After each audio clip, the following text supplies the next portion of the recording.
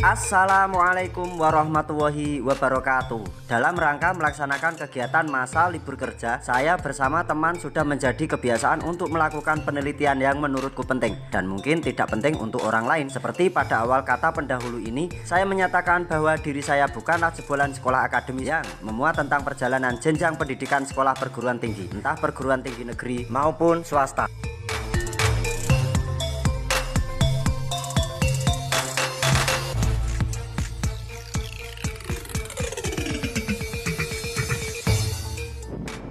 Pemandangan pegunungan sebagai benteng pembatas wilayah, bersanding dengan hamparan luasnya area persawahan. Seolah-olah memberikan isyarat di balik keindahan yang ada pada dirinya.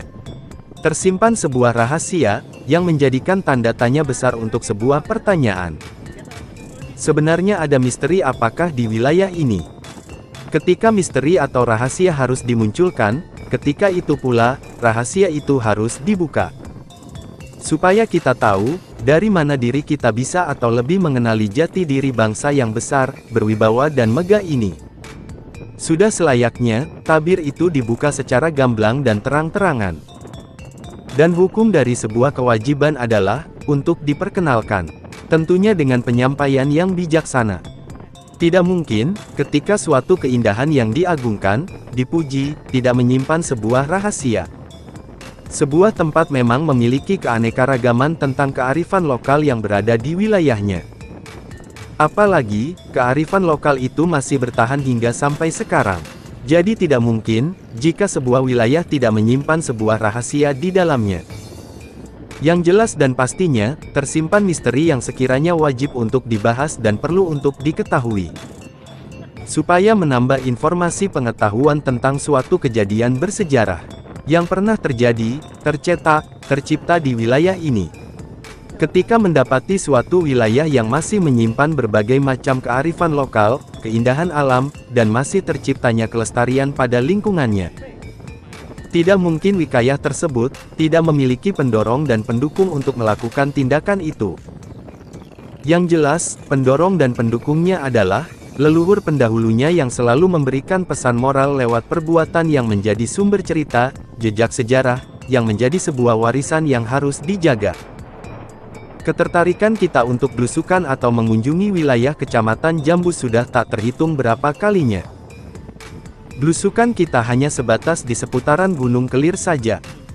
Karena, terlalu seringnya mendapatkan informasi yang berkembang lewat cerita rakyat, yang disampaikan lewat mulut ke mulut, hingga diterima oleh si pendengarnya. Jauh mata memandang hanya sebatas untuk mencari jati diri bangsa saja. Dengan keanekaragaman kearifan lokal yang berada di seputaran lereng Gunung Kelir untuk menambah amunisi pentingnya tentang informasi. Beberapa titik wilayah yang kita kunjungi, memang sudah terbukti tentang rahasia di balik keindahan alam di Kecamatan Jambu. Berupa jejak-jejak peradaban masa klasik, atau jejak dari peradaban Hindu kuno kala itu, berupa reruntuhan bangunan candi. Jejak kolonial, dan jejak perang kemerdekaan.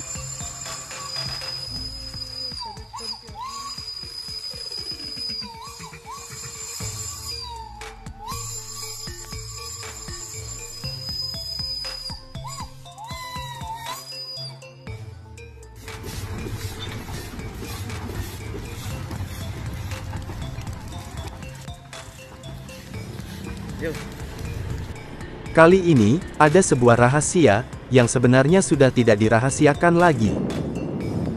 Bahkan, sudah menjadi umum karena, harus dibuka tabirnya supaya kita mau mempelajari, menekuni dengan pemahaman, mengilhami tentang betapa besar dan agungnya karya-karya leluhur kita. Hingga jiwa-jiwanya bersemayam tanpa terlihat, namun wibawa yang terpancar begitu sempurna.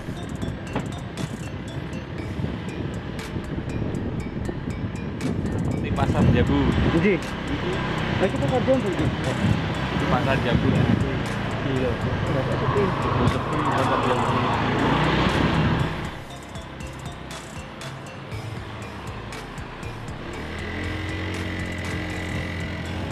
Jambu lor. Oh ya, pom bensinnya mu ya Kang ya? Lagi loh, pom bensinnya yang berdiri di atas tanah makam makam Kasepuhan. Saksikan part kedua. Mau dhewe iki saka ngisor kuwi nggon cilok-cilok nggon pojokan kuwi. Karo mriki, yen. Sekian. Wong ngene iki lho, wong apa? Bali saka Nyumbang kok ya brusukan. Iki nek ora kali Kang Seno kok ana orang tersuwung sekecamatan Bawen jare. Mas Seno. Dianterke Pak. Sinten Pak asma panjenengan supen kula? Pak Wito. Asma panjenengan? Nggih. Pak Wono. Pak Wono dianterke Pak Wono ke komplek makam Kasepuhan. Tadi kalau saya memang nek panjenengan sinten Pak? Pak Cipto. Pak Cipto nggih. Derek nunut rumah makame Mbah. Insyaallah benjang kula nek mriki kula tak sanjang koordinasi kali Pak Wono supados mangke tak kembalikan bentuk bangunane. Mboten ngoten nika Pak nggih. Nggih. Kali Pak Cipto. Iki aku balik Nyumbang nggone Mas Parman. Kebetulan untuk informasi saka Kang Ginjiru untuk memberi keterangan tentang makam yang berada di jalur perlintasan Ambarawa ke Magelang. Lebih tepatnya di samping pom bensin Jambu. Nek mriki dusune napa, Pak? Mriki Jambu. Oh, mriki Desa Jambu. Nggih. Oh, Ya. Desa Jambu, Kecamatan Jambu nggih. Nggih. Desa Jambu, Kecamatan Jambu. Nah, seperti apa nanti langgam makami, terus periodenya tahun berapa, tadi sudah tak kupas dan ini akan menjadi awal dan nanti akan ada kelanjutannya karena setelah melihat bangunan makam itu cuma 2 dan ternyata makam itu memang ada tambahan lagi terlihat dari panelnya. Wong ya mangkat Nyumbang kok malah nyak-nyakan ra karuan genai.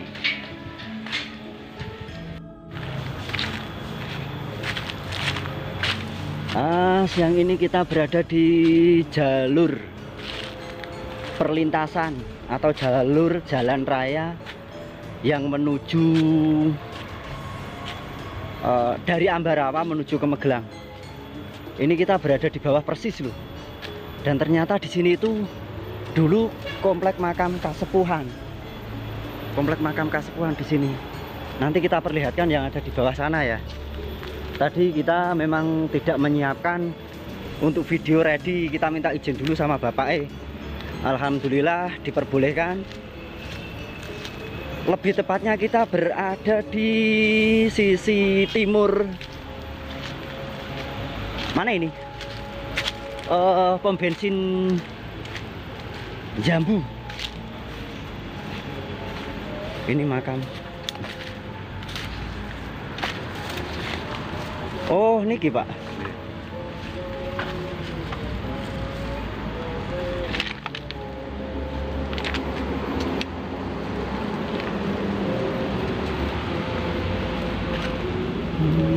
Makame sinten niki Pak? Sayyidur Rahmat. Sayyidur Rahmat. Sayyid Nur Ahmad. Oh, Sayyid Nur Ahmad.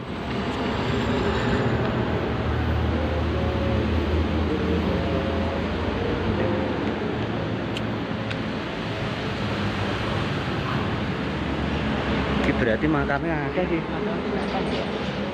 Wah, Iki lihat komplek makam, Mas. komplek makam sepuh Pak nggih. Nggih. Lah, Ini wis ketutup. Dan sini sing bertahan nggih anu niki. niki kali sing ngandhap apa nggih? Tapi nganu, rebawane kuat sing kono.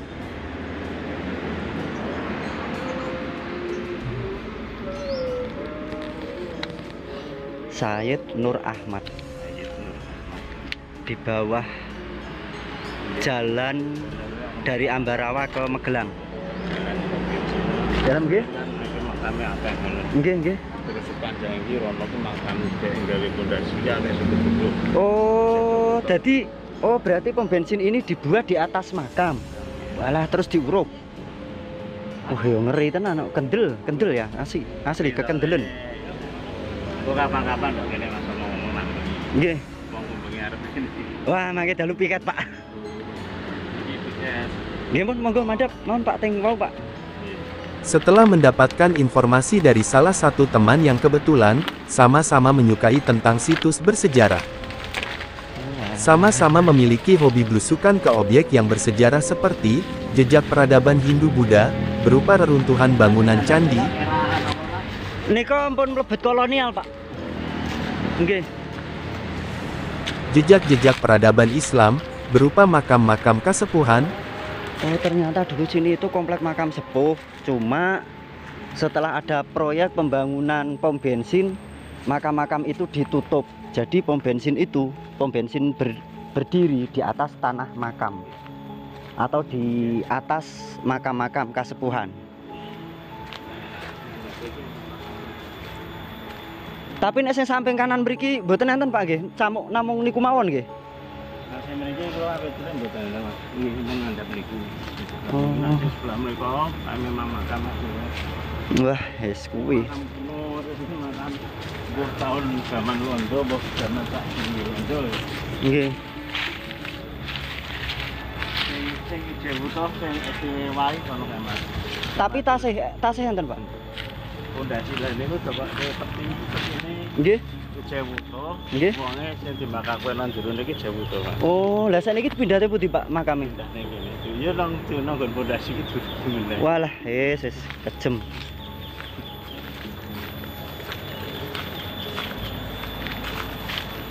Tapi nak biyen iki makame ora mesti ngene Mas. Tak Nggih. tapi sing anu mesti ngene. Oh, alah. Belum Islam toh.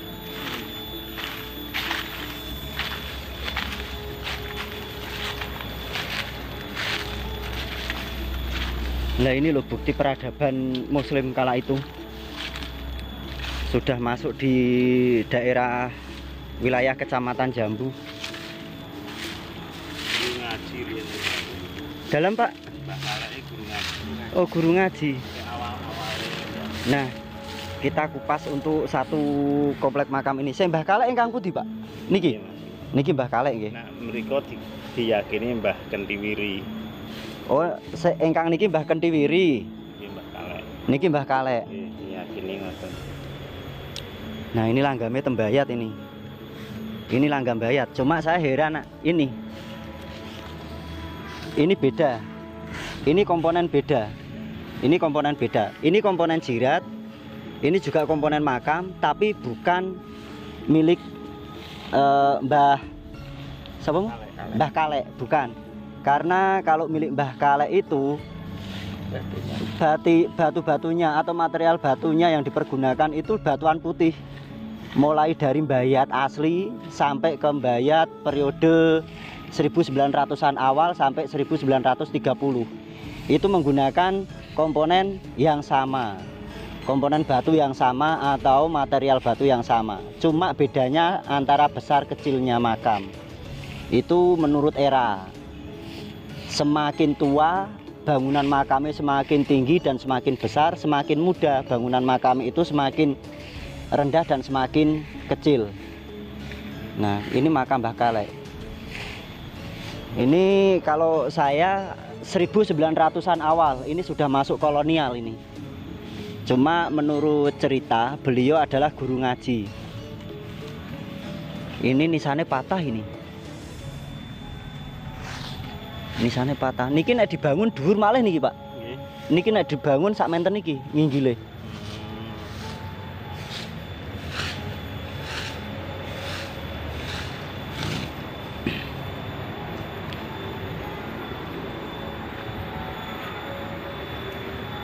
Nah, nek ini nisan ini sebenarnya enten lapike Pak kudune Pak. Oh lah tenan toh. Nggih.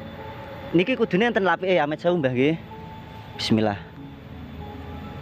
Lah ini ada lapike niki Pak. Niki lapik. Dadi lapik niku sami kalih niku. Nggih. Sama dengan yang itu. Itu juga ada lapik untuk penempatan nisan. Cuma bedanya ini memang tidak ada bangunan jiratnya yang kados gadahe Mbah niku yang istimewa. Ini. Niki saged diangkat, Pak. Mangke diangkat, saged dimunculke. Nek niki menurut warga mriki laki nopo perempuan beliaunya? Perempuan. Perempuan, oh nggih pun. Nggih, karena memang bentuk nisane niku perempuan niki ponan. Niki perempuan niki Pak beliaunya, Pak. Amit Mbah. Putune badhe pirsa. Tak nderek sinau Mbah nggih. Oh. Jika dibanding tua dari era nih lebih sepuh niki, mungkin kacau nggih antara 10 sampai 15 tahunan. Tapi lebih sepuh ini. Lebih sepuh ini. Nah niku ampun mlebet kolonialan nih. Niki sakbare pasca perang Diponegoro 1850 ke atas. Niki beliaunya. Niki. Dan niki mangke nek jenengan buka malih niki lapike ketinggal Pak niki Pak. Niki kan miring lah niki lapike niki. Niki lapik niki. Niki lapik. Teng mriku nggih enten lapike Pak. Bukan. Lah niki Pak lapike niki. Niki niku istimewane anu Mas sumut Mas, mboten tukul. Nggih mboten tukul nganune nggih. Suket-suketan nggih Pak nggih. Nggih. Nah, ini lapiknya yang ini. Oh, coba. Oh, lapike mboten enten Pak. Nggih. Oh lah niki tugel apike.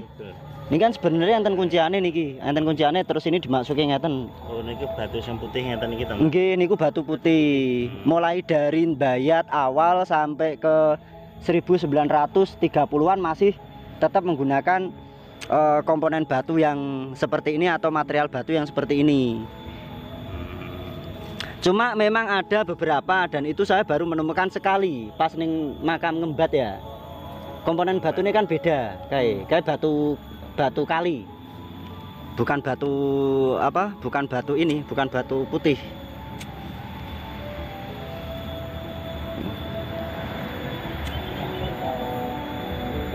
Ingkang makam ini itu kula mriko malih sak wise kalih jenengan kan. Kula mriko malih kalih Mas iki nemu nggih ngeten iki. Komplit Pak, cuma ampun dipisah-pisah damel nisan sanese. Oh, ora ling buyutan kok. Oh, sing buyutan. Oh iya, nemu nganu to. Nemu nisane to. Panel ya. Oh, tugelan panel. Heeh. Niku mboten keton masalah nggih suket ae niku. Mboten Saya makam tua Mas, kayak ngono kae. Sak durunge pembangunan kan makame kok gitu. Jadi kebangan niku ning sampinge. Lah nek untuk panel ini saya yakin ini sebenarnya di antara kedua makam, satu ini yang satu beliau itu masih ada makam lagi. Karena untuk panel ini kalau saya pribadi ini masuknya sudah erane Pakubuwono awal 1800-an awal ini. Bisa saja ke Amangkurat, Mataram Amangkurat, karena Mataram Amangkurat itu menggunakan punggung kalau saya menyebutnya punggung bagian atas, bagian atas dari komponen makam itu seperti ini, dan ini ada sambungannya lagi. Dan saya meyakini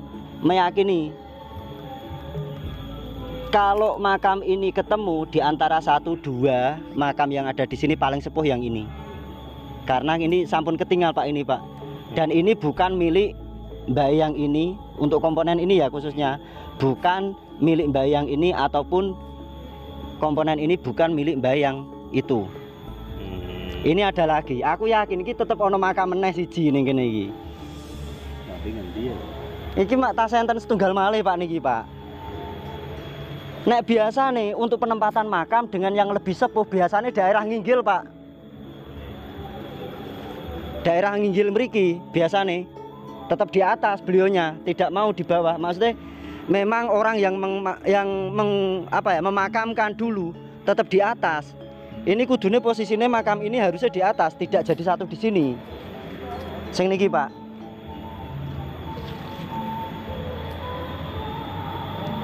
Karena beliau yang lebih sepuh.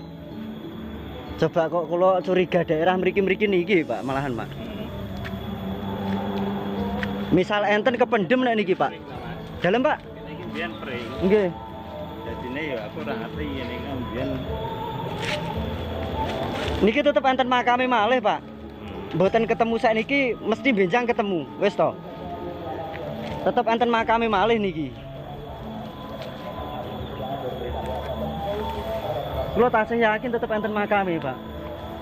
Tapi nek nuranine kula nggih, ati kula mengatakan iku kok daerah mriki malahan justru sing mriku makame. Cobi mawon kula tak mriko riyen, Pak. Karena lebih seringnya, kita mendapatkan kabar berita tentang keberadaan reruntuhan bangunan candi.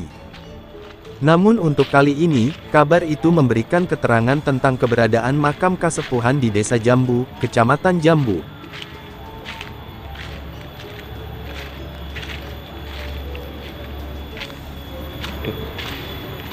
Biasa rada ngelu yang kira sing ngene iki ya.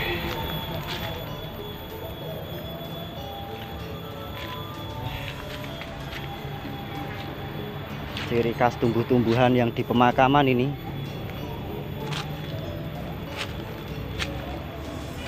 Ning aku ki yakin daerah kene iki makame. Cuma nek dikabarkan bahwa berdirinya pom bensin ini di atas tanah makam, yo pantes wae. Mungkin yo batune mencelat rono kayak mau siji. Tapi aku jek yakin ki, Mbah tolong kei jawabane, Mbah. Ya aku yakin makamku iki tetap sepuh nek nggih. Oh kena tulang paha nih waktu diduduk niki, Pak. Kita sebelah kita. Sebelah pondasi. Oh. Paling ya kuwi ya. Nek mau kilo balik ya ramane ngono kene. Niki mesti nisane enten sing disandhehke, Pak, mboten ketang setunggal.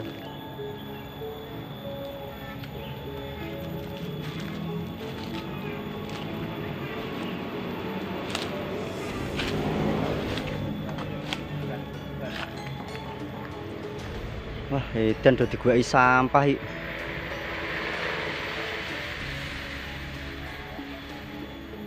Ngeri. Pak jenengan nganu mawon teng mriku mboten usah ngetutke kula. Mangke nek enten ciri-cirine kula paringi ngertos jenengan ngetutke kula niku aktif kok. Mangke ndak kesel.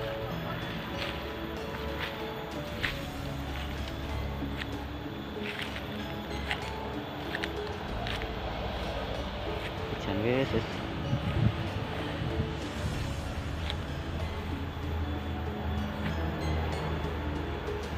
Ono sajene.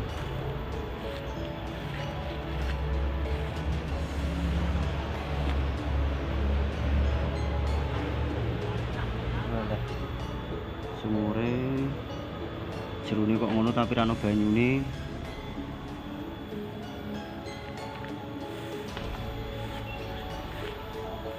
Kak, sedikit Kak. Masih seperti biasanya, ketika mengadakan belusukan ke suatu wilayah, yang secara kebetulan memiliki jejak sejarahnya, saya tidak melakukan perjalanan sendirian. Mampu menyan. Wis ngene iki anggere busukan ngene iki. Ora iki mambu menyan reok ngene iki lho. Paling benci aku.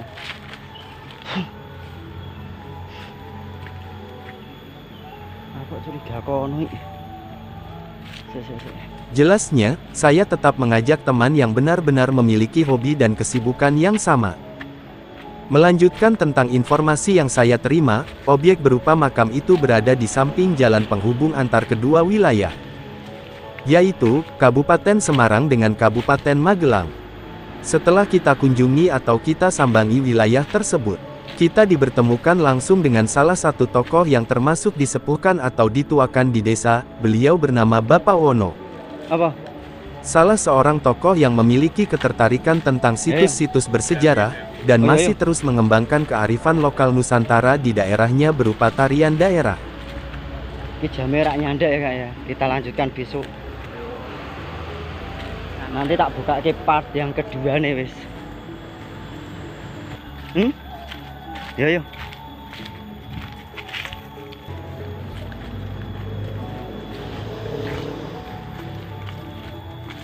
Ini tawasul sedulur Kang.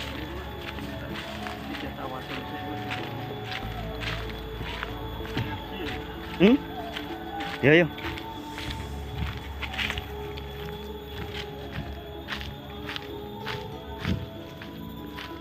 Ajeng tawasul riyen, Pak. Nggo.